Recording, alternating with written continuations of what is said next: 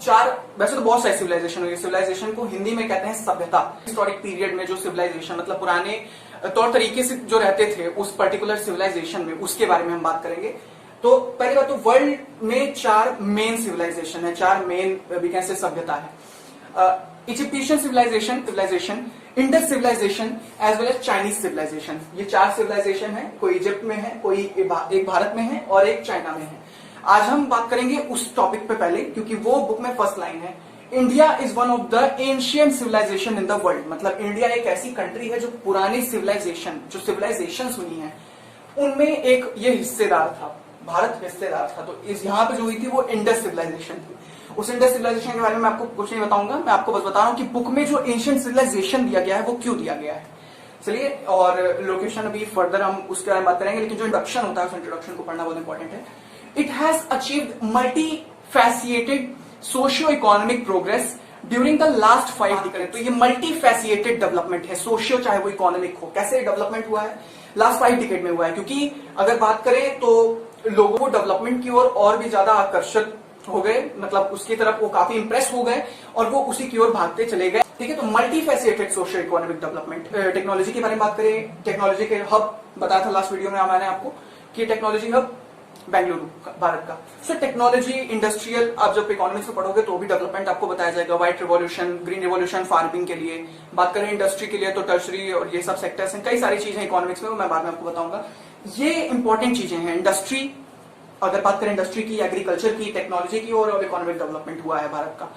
पहले अगर आजादी से पहले बात करें, भारत का जीडीपी बहुत कम था, क्योंकि यहाँ की जो मेन चीज थी एग्रीकल्चर, उसका प्रोडक्शन यहाँ पे नहीं, उसका फायदा भारत के लोगों को नहीं पहुंचता था। वर्ल्ड हिस्ट्री बनाने में भी इंडिया का काफी, चाहे नेशनलिज्म हो, चाहे वो अगर हम बात करें एंशिएंट हिस्ट्री, मॉडर्न हिस्ट्री, या अगर मिडिवल हिस्ट्री के बारे में बात करें, अब चाहे वो मुगल पीरियड रहा हो या चाहे वो अगर बात करें कि Magadh and all these ancient history के बारे में बात करें तो भी, मतलब और फिर अगर हम बात करें मॉडर्न हिस्ट्री में भी नेशनलिज्म का काफी बड़ा रोल रहा है। तो ये वर्ल्ड की हिस्ट्री में इसने काफी सारे पार्ट ऐड किए हैं। ठीक है, लोकेशन के बारे में बात करते हैं। अब ये मेन टॉपिक है, ये हर बुक के कोई भी चैप्टर जब स्टार्ट होता है तो उसका शॉर्ट इंट्रोडक्शन होता है, तो भारत का शॉर्ट इंट्रोडक्शन था। Let's start from first of all latitude longitude. ना सुनना है तो अभी मैं आपको बोल रहा हूँ, आप कमेंट सेक्शन में लिख सकते हैं, मैं अगला वीडियो लैटिट्यूड लॉन्गिट्यूड पे बनाऊंगा, जो कि 4 डिग्री के गैप पे होता है, आपको पता होगा। एंड ऑल दीस थिंग्स वो मैं आपको नेक्स्ट वीडियो में बताऊंगा। एंड ये आप देख सकते हो मार्किंग है इसमें वर्ल्ड मैप में। Latitude this region from north to south. Longitude के बारे में बात करेंगे तो we are going from Arunachal Pradesh, means from this region, extend from east to west. East to west वाला एक्सटेंड को ये कहेंगे, और फिर नॉर्थ से साउथ मतलब उत्तर दक्षिण के एक्सटेंड को ये कहेंगे, पूर्व पश्चिम के एक्सटेंड को लॉन्गिट्यूड। सो ये एक मेजर पार्ट है। ठीक है, तो ये लॉन्गिट्यूड लैटिट्यूड आपको समझ में आया होगा। अब हम बात करते हैं कितना है, ये नंबर्स पे डिनोट किया जाता है। 37 डिग्री 6 मिनट, 6 क्या है उसको पॉइंट्स में लाया गया है। ये इसका लैटिट्यूड है from when we talk about Ladakh region का, ऊपर रीजन का। बात करें अगर साउथ रीजन के तो south region, these are the region, मतलब इंडियन ओशन के पास में। ठीक है, अब बात करते हैं लॉन्गिट्यूड्स की। लॉन्गिट्यूड अगर गुजरात साइड में अगर आप डिग्री 7 मिनट ईस्ट, ये है हमारा इधर का लॉन्गिट्यूड। बात करें अगर हम अरुणाचल प्रदेश की तो 97 डिग्री 25 मिनट ईस्ट वहां का लॉन्गिट्यूड है। ठीक है, so students please look at the picture, it is very important. The longitudes and latitudes are very different as compared to world map. In world map, if you will see that longitudes are latitudes and latitudes are longitudes as compared to India. So please look at that. This is very important. It is just opposite as happens in world map. So you can get this picture on Telegram or you can take the screenshot of the picture. It is very important and very confusing topic for all students. So watch it carefully. अब ये location मैं आपको world map पे show करता हूँ। ठीक है, ये वर्ल्ड मैप है। सो वर्ल्ड मैप में ये पार्ट भारत है, इसकी कुछ बॉर्डरिंग कंट्रीज हैं। भारत का एक्सटेंट आप देख सकते हो, अगर आपको चेक करना है तो आप देख सकते हो यहाँ 30 डिग्री है, लेकिन अगर ऊपर जाएंगे तो 37 डिग्री आएगा।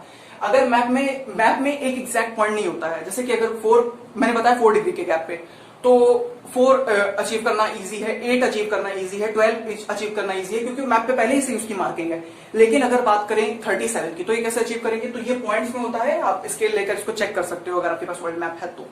ठीक है, लेकिन उसमें सारे पॉइंट्स होने चाहिए, जैसे इसमें 15 के गैप पर है, 30 टू 45। ठीक है, सो गैप नहीं होना चाहिए, गैप एग्जैक्ट होना चाहिए 4 के डिस्टेंस पे, and everything fully longitude latitude होना चाहिए। ठीक है, सो ये था मेजर पार्ट। तो longitudes and latitudes, longitude latitude means Longi. ठीक, समझ जाओ बात को। अगर ये नहीं आपको समझ आ रहा है तो आप कमेंट सेक्शन में लिख दीजिए, मैं आपको इसको एक्सप्लेन कर दूंगा। साथ ही साथ अगर बात करें तो भारत, अब हम इसमें अगर बात करेंगे तो equator, tropic of Capricorn, tropic of Cancer, ये सब, और आर्टिक लाइन, एंटार्क्टिक लाइन, ये सब मेजर 5 हैं लैटिट्यूड्स। बात करते हैं इनकी जी। अब ये फिनिश हो चुकी है, ठीक है। सो भारत से अगर हम बात करें भारत में कौन सी लाइन जाती है तो वो है tropic of Cancer, means equator नहीं पड़ता है भारत, 0 डिग्री पे पड़ता है इक्वेटर, राइट। अगर बात करें 23.5 डिग्री पे अगर बात करें तो 23.5 डिग्री पे हमारा पड़ता है tropic of Cancer, and as well as equator के बाद ट्रॉपिक ऑफ कैप्रिकॉर्न। और ये है डिफरेंस, अगर बात करें ऊपर की तो 66.5 में होता है, ठीक है। सो ये है डिफरेंशिएशन। सो मैंने इसीलिए आपको वर्ल्ड मैप दिखाया जस्ट कि मैं आपको एक्सप्लेन कर सकूं ये रीजन, ठीक है। सो अब तक हमारा ट्रॉपिक ऑफ कैंसर पे फिनिश हो चुका है। Divides the country to almost 2 equal half, right. जब ट्रॉपिक ऑफ कैंसर पास करता है तो ये 8 स्टेट के थ्रू पास करता है भारत में। उसका एक क्वेश्चन भी है बुक में, आप उसको सॉल्व कर सकते हो। वर्ल्ड मैप बता दिया, अब ये हो गया 8 स्टेट में जाता है ट्रॉपिक ऑफ कैंसर, और ये कंट्री को हाफ में डिवाइड कर देता है, हाफ टू हाफ में, ठीक है। अब south east, south west, there is a differentiation, इसमें भी डिफरेंट है। मेन लैंड है, मेन लैंड भारत का क्या है, जो मेन लैंड, मेन रीजन है, ये मेन रीजन है भारत का, ये मेजर पार्ट है, ये मेन लैंड है। वैसे तो बात करें तो कुछ इंडियन ओशियन, ये है इंडियन ओशियन, इंडियन ओशियन, ये जो वाटर बॉडी है ये 2 पार्ट में डिवाइड हो जाती है, साउथ ईस्ट साउथ वेस्ट में। साउथ ईस्ट साउथ वेस्ट में अगर बटेगी तो अगर हम बात करें इधर इस पार्ट अरेबियन सी आया, वेस्ट रीजन में अगर बात करेंगे तो अरेबियन सी, अगर ईस्ट रीजन में, मतलब जैसे आपको पता है कि ये ईस्ट रीजन है, तो अगर बात करें तो बे ऑफ बंगाल में है, तो ठीक है। तो इंडियन ओशियन 2 पार्ट्स में डिवाइड हो गया, बे ऑफ बंगाल एंड अरेबियन सी। सो ये मुझे आपको बताना था, ये मेजर पार्ट था लोकेशन का। सो ठीक है, and find an extent of this group on the Atlas, आप ये ढूंढ सकते हो, लेकिन इसकी कोई इंपॉर्टेंस मुझे लगती नहीं, मैंने आपको अच्छे से एक्सप्लेन कर दिया है। साथ ही साथ अगर बात करें डू यू नो, एक है, ये जरूर बहुत इंपॉर्टेंट है। मैंने अपने इंग्लिश के भी उसमें सेक्शन में बताया है, सेशंस में जितने भी सेशंस हुए हैं, कि बुक के डू यू नो को जरूर पढ़ना चाहिए, उसमें काफी एक्स्ट्रा नॉलेज होती है। सो अगर एक्स्ट्रा नॉलेज को हम यहाँ पे यूज करें तो इंडिया का साउथ मोस्ट रीजन है, साउथ मोस्ट जो लोकेशन आती है वो है इंदिरा पॉइंट। मेन लैंड ही पूरे कंट्री को अगर लिया जाए, मेन लैंड की बात करेंगे तो डिफरेंट है। अगर बात करें सीधा south most, southern most region की, तो वो है इंदिरा पॉइंट। इंदिरा पॉइंट क्या है, लाइट हाउस है, और वो सबमर्ज हो गया था 2004 की सुनामी में। ये कहीं भी क्वेश्चन पूछा जा सकता है कि किस साल की सुनामी में, सुनामी आया करती है, किस साल की सुनामी में वो सबमर्ज हो गया, तो 4.2 मीटर सबमर्ज हो गया था। तो 2004 की जो सुनामी थी श्रीलंका में काफी डिवास्टेटिंग थी। सो वही उसी के बारे में यहाँ पे बात हुई है, ठीक है। करते हैं फर्स्ट ऑफ ऑल इसके साइज के बारे में। तो इंडिया के ओवरऑल अगर साइज की बात करें तो सबसे पहले एरिया के बारे में बात कर लेते हैं, ठीक है। एरिया है इंडिया का 3.28 million square kilometres, 3.28 million square kilometres. और साथ ही साथ इसे अगर लिख दोगे तो आप एक स्पेसिफिक वैल्यू है, एंड बहुत आसान होगा आपके लिए। फर्दर अगर हम बात करें पूरे वर्ल्ड में कितना अकाउंट करता है, पूरे वर्ल्ड का, ये पूरे वर्ल्ड का 2.4% अकाउंट करता है, पूरे वर्ल्ड के 2.4%, ठीक है, बहुत कम है। इंडिया 7वीं सबसे बड़ी कंट्री है, 7th largest country in the whole world India is, according to area के अकॉर्डिंग। पूरे वर्ल्ड में, पूरे विश्व में 7वीं सबसे बड़ी है। इससे पहले कौन कौन है बताएं, हम बताते हैं इससे पहले कौन है। रशिया इससे पहले है, फिर कनाडा, फिर यूएस, फिर चाइना। याद करो वापस, Russia, Canada, US, China, Brazil, Australia, India. 1 2 3 4 5 6 7 India is the 7th। Okay, so ये है बुक में दिया हुआ है, वो एक छोटा सा है, बहुत इजी है याद करना। इससे क्वेश्चन भी आया है लास्ट में एक्सरसाइज में, सो उस क्वेश्चन को भी याद, ठीक है। अब हम बात करते हैं इसके, ये तो हो गया, ये बहुत इंपॉर्टेंट था, ये बेसिक चीज थी, एंड ये फर्स्ट पैराग्राफ में। अब हम बात कर लेते हैं दूसरे वाले के बारे में। दूसरे में बताया गया बाउंड्री कितनी है पूरे कंट्री की। देखो पूरे कंट्री में बाउंड्री कितनी, ये क्या बाउंड्री क्या है पूरे कंट्री में, दिस इज द बाउंड्री, ये सब बाउंड्री है, ये सब boundary, all this region is boundary, alright. So this is boundary, कोई और चीज मत समझो बाउंड्री। बाउंड्री मतलब कि ये जितनी मैंने लाइंस बनाई हैं इनको ध्यान से देखो, ये लाइंस, ये सब बाउंड्री कंट्री की बाउंड्रीज, ठीक है। ये बाउंड्री ओवरऑल 15,200 किलोमीटर तक फैली है, ठीक है। ये बाउंड्रीज आपकी हैं ओवरऑल, ये जो बाउंड्री देख रहे हो ये है रफली 15,200 किलोमीटर, ठीक है। फिर हम इसको बाउंड्री तो हम कहते हैं, अब ये साथ में है 15,200 किलोमीटर में ये भी एरिया है, लेकिन हम इसको बेसिकली बाउंड्रीज नहीं कहते, इसको हम कोस्ट लाइन कहते हैं। क्यों, क्योंकि यहां से sea, Arabian Sea, Indian Ocean है बेसिकली, एंड ये डिवाइडेड है Arabian Sea and Bay of Bengal में, ठीक है। तो इसको हम कोस्ट लाइन कहते हैं, coast line, this is a coastal area, alright. So इसको हम कोस्ट लाइन कहते हैं। तो कोस्ट लाइन कितना है इंडिया में, जैसे मैंने यहाँ पे लिखा नहीं, बेसिकली यहाँ पे लिख देता हूँ 15,200 किलोमीटर तक में बाउंड्री है इंडिया की, ठीक। 1516.6 क्या रखो, this is the coast line, this is the, ये क्या है, ये एरिया है, ये कितना परसेंट पूरे वर्ल्ड में अकाउंट करता है, ये क्या है, ये है पूरे बाउंड्रीज कंट्री की, मतलब दिस रीजन बहुत ही अनइवन, ये बाउंड्री, ठीक है, तरीके से कह सकते हैं। फिर उसके बाद ये क्या है, ये बाउंड्रीज को हम बेसिकली कहेंगे नहीं, वैसे तो कैलकुलेटेड है ओवरऑल में, ओवरऑल बाउंड्रीज में, लेकिन हम इसको कोस्ट लाइन कहते हैं। तो कोस्ट लाइन है 7,516.6 किलोमीटर, ठीक है। सो ये दूसरे पैराग्राफ में है, ओवरऑल पूरा पैराग्राफ ये कवर होता है। अब हम इसके बारे में बात करते हैं कि ये एक तरीके से, अब अगले वाले पैराग्राफ में क्या बताने की कोशिश है।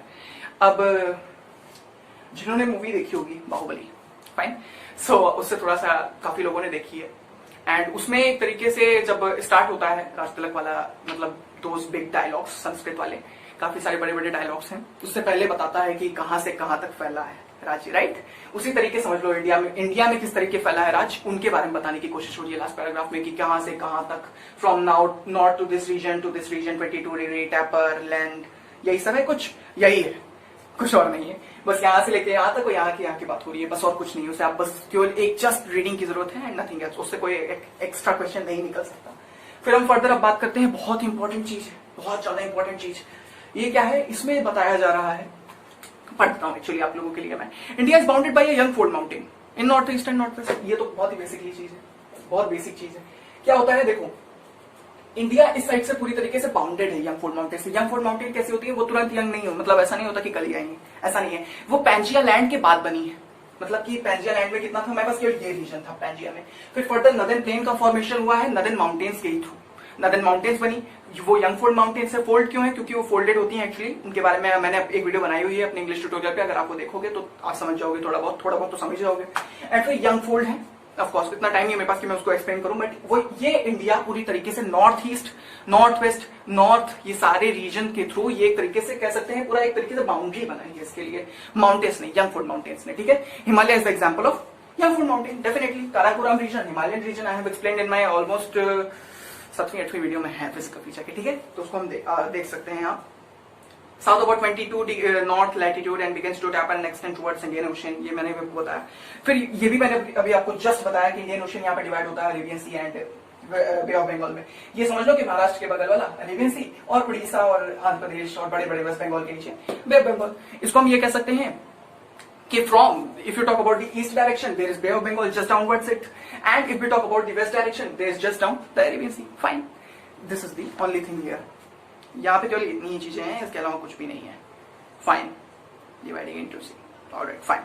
Now remember that extent I have didn't told you about the extent. Extent क्या होता है, extent लास्ट वीडियो में मैंने आपको बताया कि longitudinal जो मेन लाइन का एक्सटेंशन है वो कितना है, and that is very important. अब हम बात करते हैं टाइम जोन के बारे में, ये बहुत इंपॉर्टेंट है, बहुत ज्यादा इंपॉर्टेंट है।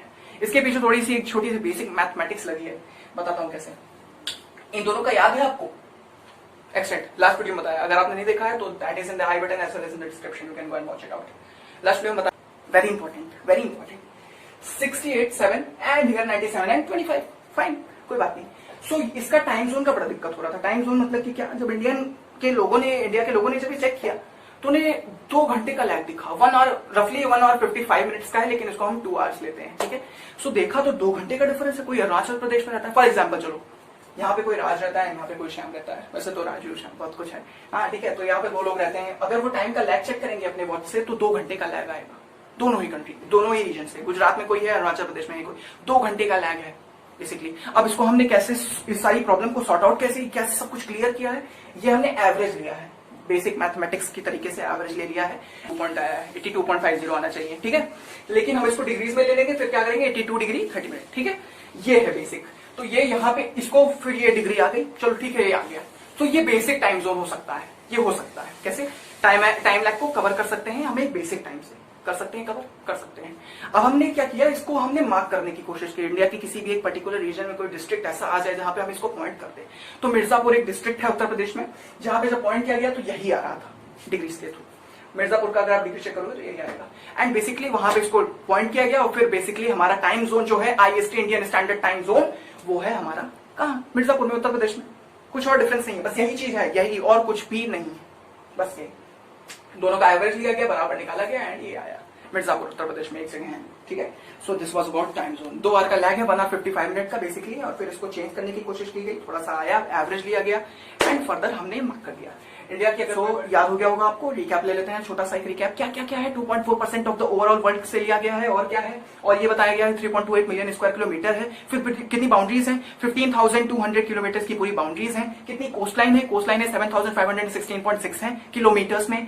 फिर अगर हम बात करें, इंडियन ओशन डिवाइड हो जाता है बे ऑफ बंगाल में, अरेबियन सी में। फिर टैपर एक्सटेंडिंग बाउंड्रीज है साउथ, और ये सब मैंने आपको बता ही दिया है। उसके साथ आपको ये एवरेज लेकर बराबर निकाल के निकाला गया है, और फिर इसी के साथ हमारे पास एक स्टैंडर्ड टाइम जोन आ गया है। तो चलिए आज इसके बारे में बात करते हैं। वर्ल्ड मैप है मेरे सामने, वर्ल्ड मैप इसके लिए बेस्ट है। वर्ल्ड मैप समझते हैं, आपको शायद अच्छे से ना दिखे, इंडिया यहां पर है, ठीक है। So this is India, India and the world, okay. So this is one of the most confusing paragraph. So east और वेस्ट एशिया में इंडिया की सेंट्रल लोकेशन है, ये आपका हो गया west Asia, this is west Asia, okay. First of all let me tell you direction in my rooms, okay. एक plane पे, कोई भी एक प्लेन पे कैसे हम डायरेक्शन को मार्क करते हैं। एक प्लेन पे ऊपर की ओर नॉर्थ होता है, नीचे की ओर साउथ होता है, इस ओर वेस्ट होता है और इस ओर ईस्ट होता है, ठीक है। गुजरात की ओर हमेशा वेस्ट मानो, गुजरात की ओर वेस्ट मानो, और वेस्ट बंगाल की ओर ईस्ट मानो। बहुत लोग कंफ्यूज होते हैं, इसमें कंफ्यूज होने वाली कोई बात नहीं। चलिए बिगिन करते हैं। So India has the central location in east and west Asia, okay fine. ये वेस्ट एशिया आपका, ये ईस्ट एशिया, इंडिया मिडिल में है, देख सकते हो। इसको साउथ एशिया कहा जाता है। साउथ एशिया क्यों कहा जाता है, साउथ एशियन कंट्री है ये। कैसे है साउथ एशियन कंट्री, क्योंकि ये पूरे एशिया के साउथ में है। ध्यान से देखो, इसके भी साउथ में श्रीलंका है, ठीक है। तो that is also south Asian country. So these are south Asian country. China is also south Asian country. East Asia कितनी कंट्रीज है, मतलब कि आपके चाइना हो गया एंड बहुत सारी कंट्रीज है यहाँ पर, चाइना, वियतनाम एंड बहुत सारी कंट्रीज है यहाँ पर। फर्दर अगर हम इस साइड बात करें तो इस साइड और भी कंट्रीज है, Saudi Arabia, Dubai and all these things, वहीं पर सब है। ओमान, यमन, सब कुछ है यहाँ पर। और साथ ही साथ यूरोप भी कवर हो जाता है, मतलब हम यूरेशिया का एक बहुत बढ़िया सा लोकेशन पा सकते हैं यहाँ से, ओके। इंडिया की एक स्ट्रेटेजिक लोकेशन है इस कारण, क्योंकि ये ईस्ट एशिया और यूरोप दोनों से जुड़ा है, क्योंकि यूरोप वेस्ट पार्ट है। वेस्टर्न कल्चर लोग कहते हैं वेस्टर्न कल्चर फॉलो हो रहा है, तो वेस्ट पार्ट में यूरोपियन है, तो यूरोपियन कल्चर को फॉलो करना बेसिकली लोग कहते हैं वेस्टर्न कल्चर है, ओके फाइन। जो डेक्कन प्लेटू है वो वेस्ट एशिया से एक बहुत बढ़िया सा हमारा तैयार करता है रूट, जिसके कारण हम अच्छे से दूसरी बाकी सारी कंट्रीज के थ्रू अपना कनेक्शन बनाए रखे हैं, ठीक है। सो ये भी हमें याद रखना है। No other country has a long coast line on then India in Indian ocean. ये बहुत इंपॉर्टेंट लाइन है, ये बहुत इंपॉर्टेंट लाइन है, पूछा गया है, जीके के क्वेश्चन में कई बार पूछा जाता है कि इंडिया एकमात्र ऐसी कंट्री है जिसकी लॉन्गेस्ट कोस्ट लाइन है। कोस्ट लाइन के लास्ट वीडियो में बताया, अगर वो नहीं देखा है तो आई बटन और डिस्क्रिप्शन में है, क्योंकि वो दूसरे चैनल पे है तो आपको डिफिकल्ट होगा थोड़ा फाइंड करने में, तो आप इधर से ही देखिएगा, ओके फाइन। सो कोस्ट लाइन आपको बताई थी, तो कोस्ट लाइन क्या होती है, जितना भी ये सी बॉर्डरिंग या बे बॉर्डरिंग हम कह सकते हैं, इंडियन ओशन को जो बॉर्डर कर रही है, जो लैंड बाउंड्री है अपनी, उनको हम कोस्टल रीजन कहते हैं। तो कोस्ट लाइन जो है इंडिया की सबसे ज्यादा है पूरे एशिया, मतलब इस साइड की जितनी कंट्रीज है उसमें सबसे ज्यादा कोस्ट लाइन इंडियन ओशन में किसकी है, इंडिया की, ओके ठीक है। तो ये सब तो चीजें मैंने आपको बताई थी। अब डू यू नो के बारे में बात कर लेते हैं। एक इंपॉर्टेंट डू यू नो है यहाँ पर चैप्टर में। देखो, जब यहां आओगे तो स्विस कैनाल मिलेगा। कहां से, इस रीजन से, इंडिया के इस रीजन से अगर आप इधर जाओ तो आपको, इजिप्ट एक कंट्री है, कहां पर है, अफ्रीका में है, इस रीजन में, कायरो उसका कैपिटल है। तो यहाँ पे एक स्विस कैनाल था, यहाँ पे थोड़ी सी प्रॉब्लम थी, अनबन थी। चैप्टर मैं क्लास 7 में ही बात पढ़ा हूँ, अगर आपने नहीं देखा है सब पीडीएफ में डाल दूंगा, नीचे आप पढ़ लेना, आपको पढ़ना होगा तो ठीक है। तो यहाँ पे स्विस कैनाल था, तो स्विस कैनाल पे थोड़ा बहुत बवाल था उन लोगों का, तो इस कारण वो बंद था। लेकिन तो जब बंद था उस वक्त इंडिया को इतना पूरा रीजन क्रॉस करके यूरोप जाना पड़ता था। सो क्या होता है, तो यहाँ से हमें इतना घूम के जाना पड़ता, तो कितना ही 7,000 किलोमीटर एक्स्ट्रा पड़ता था, 7,000 किलोमीटर ये एक्स्ट्रा पड़ता था। लेकिन जब स्विस कैनाल खुल गया तो ये कम हो गया, ये रास्ता 7,000 किलोमीटर कम हो गया। ये डू यू नो है, ये डू यू नो आपको याद रखना है। ये काफी सारे लोगों को लुभाया है, काफी सारे लोगों को अपनी कंट्री में लाया है, साथ ही साथ उनका एक लॉन्ग टाइम कंट्री में पार्ट ना बने, इसलिए उनके लिए हमारे पास सी बॉर्डरिंग भी है। मतलब हम इस लाइन को आप समझ नहीं पाओगे अच्छे से। इस लाइन को मैं आपको बताता हूँ क्या है। ये बताने की कोशिश हुई है कि इंडिया इतनी अच्छी स्ट्रेटेजिक पोजीशन पे है कि बाहर के लोग यहाँ पे आराम से आते हैं, यूरोपियन कंट्रीज आई हैं एंड वो काफी सारा बिजनेस की हैं डेफिनेटली। सबसे interesting part of the chapter, ठीक है, India's neighbour. First of all, India is a country in the central, just right now in the starting I have told you that it is in the central location of eastern as well as in western Asia, मतलब कि eastern और western Asia के बीच में आता है India. Remember, ये southern Asia में आता है, ओके फाइन। सो ये सब तो बात पता थी हमको, दोबारा क्यों बता रहे हो, दोबारा बताता हूँ। देखो यहाँ पर चाइना है, ठीक है, मतलब कि हमारे कौन सा ये पार्ट है, ये north eastern part, north eastern part मतलब कि ये हमारा यहाँ पर चाइना है, उसी के जस्ट नीचे हमारे जो हमारे कॉन्टेक्ट के साथ है वो नेपाल है। Okay fine. इधर हम अगर हम बात करें, इधर हम अगर हम आ जाएं किसमें, ईस्टर्न साइड में, तो बांग्लादेश पड़ेगा, और ईस्टर्न में जाएंगे तो म्यांमार पड़ेगा, ईस्टर्न मोस्ट कह सकते हो उसको। सदर्न में जाएंगे तो हमारे में आपको कौन पड़ेगा, श्रीलंका पड़ेगा। ये हमारी सी बॉर्डरिंग कंट्री है। फिर अगर बात करें जिसका हमारा इससे क्या कॉन्टैक्ट है, हमारा इसका कॉन्टैक्ट है पर्ल स्ट्रेट के कारण। एक्चुअली इससे पहले भी मैंने कई सारे लेक्चर बनाए, उसके कारण मेरी थोड़ी आवाज में प्रॉब्लम आपको लग सकती है, सो इसलिए मैं थोड़ा सा टायर्ड हूँ, लेकिन I will try my best to stay you all. Okay. And अगर हम बात करें इस साइड से हमारे पास कौन है, मालदीव है थोड़ा ही, लेकिन वो भी हमारी सी बॉर्डरिंग कंट्री है। Okay fine, that's good, that's great.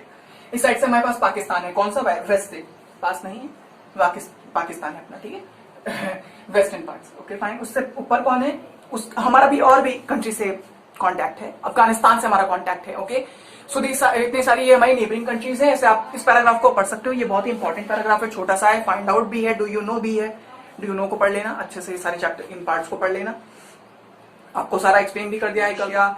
इसी के साथ हमारा चैप्टर फिनिश होता है। दोबारा सब कुछ रिवाइज कर देता हूँ। हमने पहले वीडियो में क्या पढ़ा था, हमने पहले वीडियो में थोड़ा इंट्रोडक्शन दिया था कि इंडिया क्या क्या है, इजिप्टिशियन, कई सारी सिविलाइजेशन की तरह इंडिया के पास भी एक सिविलाइजेशन है, ठीक है, वो हमें इंडस सिविलाइजेशन है। फिर उसके बाद कई सारी चीजों के बाद हम फर्दर आए, समझे कि इसकी क्या लोकेशन है, क्या इसकी एक्सटेंट है, कितना इसका साइज है, कितने नंबर की कंट्री है, 7वें नंबर की कंट्री, इससे पहले कौन कौन सी कंट्री है, उसके बाद हमने वीडियो बनाया, उसके बाद हमने उस पर समझा, कई सारी चीजें को हम समझे हैं। फिर और इस सारी वीडियो में आपको नहीं पता कितनी मेहनत लगती है इस सारी वीडियोस को बनाने में। एंड अगर आपको अच्छी लगी हो वीडियो, समझ में आया हो कोई टॉपिक, तो please don't forget to subscribe YouTube channel, like comment share and join to longest coast line है इंडिया की, इंडियन ओशन में, याद रखने लायक। सातों कॉन्टिनेंट याद रखो, बेसिक चीजें जो है, तो एशिया है, आ गया, हाँ, इधर एशिया है, यूरोप है, अफ्रीका है, 3 कॉन्टिनेंट, 4 कॉन्टिनेंट मतलब ऑस्ट्रेलिया, उसके बाद फिर यहाँ पे उत्तर अमेरिका मतलब कि कौन, नॉर्थ अमेरिका, दक्षिण अमेरिका मतलब कि साउथ अमेरिका। तो ये हो गई, और ये हमारे पास 3 कंट्री, ये हो गई, 4, एक ये हो गई, एक और है अंटार्कटिका, ठीक है। इनको याद रखो, इसीलिए 7 है, नहीं तो बहुत बार कंफ्यूज होंगे, अरे कहेंगे अरे ये तो 6 ही है, भैया ने 7 कहा, इसलिए क्योंकि अंटार्कटिका में लिया है मैंने, ठीक है, याद रखो। कॉन्टिनेंट की बात अगर हम बात करें तो coldest place of the earth का भी इम्पोर्टेंट, कई सारी चीजें हैं, किसी दिन इंडिविजुअल वीडियो बना लेंगे, जनरल नॉलेज की, उसमें जितना आता हो वो सब बता देंगे, ठीक। तो वीडियो जाएगी 3 साल तो कई सारी वीडियोस अवेलेबल हैं ज्योग्राफी जीएस ट्यूटोरियल पर। क्लास 10 के लिए एग्रीकल्चर सेक्टर लोकेट, पूरा एग्रीकल्चरल पूरा फिनिश कर दिया है, पूरा समझा दिया है। ज्योग्राफी की सारी वीडियोस हैं, पॉपुलेशन इस बार कर दिया है शायद क्लास 9 इस लेवल से, आप उसको देख सकते हो, समझना हो समझ। और बात करते हैं सारी स्टेट कैपिटल बताई मैंने आपको, सारी चीजें, सारी वीडियो अवेलेबल है, जाकर उनको देख लो प्लेलिस्ट में।